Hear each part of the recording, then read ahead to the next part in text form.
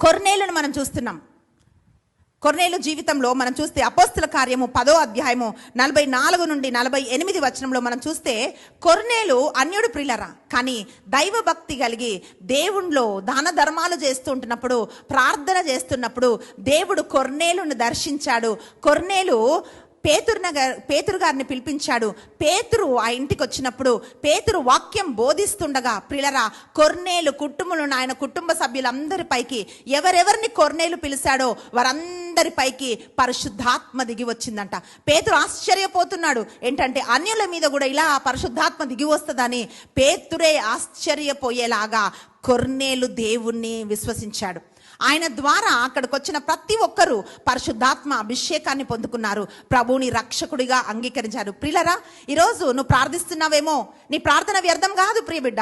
నువ్వు భక్తి చేస్తున్నావేమో, నీ భక్తి వ్యర్థం కాదు ప్రియ సహోదరి. నీ ద్వారా, నీ ప్రార్థన ద్వారా అనేకుల్ని దేవుడు కదిలించబోతున్నాడు. కొర్నేలుతో రక్షణ ఆగిపోలేదు, కొర్నేలు ద్వారా అనేక మందికి రక్షణ వచ్చింది.